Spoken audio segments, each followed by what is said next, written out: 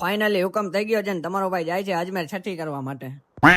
તો hello guys, હું છું તમારો માહિર સંજાત ને આપણા નવા મિની વ્લોગમાં તમારું સ્વાગત કરી છે. ટ્રેન હતી હળવદ થી જવાનું હતું અજમેર. ટ્રેન આવવાની હજી થોડીક વાર હતી ત્યાં મેં લાવો ચા ની મારી લે એક ચુસ્કી. ત્યાં હું ને મુસ્તુફાભાઈ નીકળી ગયા ચા પીવા માટે. ચાલો મુસ્તુફાભાઈ નું મોઢું પણ મીઠું કરાવી નાખી. ચા પાણી પીને બનાવી નાખો મસ્ત મજાનો માવો ને રાહ જોતા જોતા આવી ગઈ હતી આપણી ટ્રેન.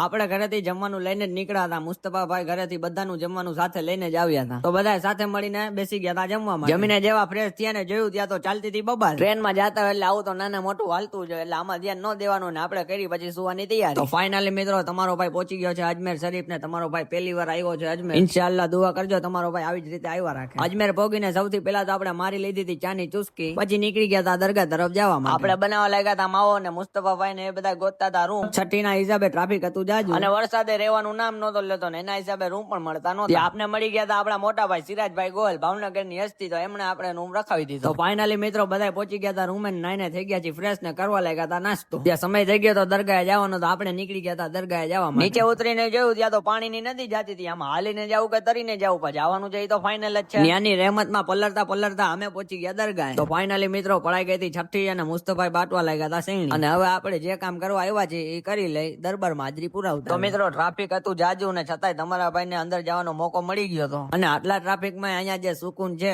એ બીજે ક્યાંય નથી. અને જેવા આપણે દુઆ સલામ કરીને બહાર નીકળ્યા ત્યાં આપણા ગુજરાત નું ગૌરવ એવા ઓસમાનભાઈ મીર ની પણ ત્યાં હાજરી હતી. અને ગરીબ નવાજ ની જાનમાં જે કલામ પડતા હતા તમે પણ સાંભળો.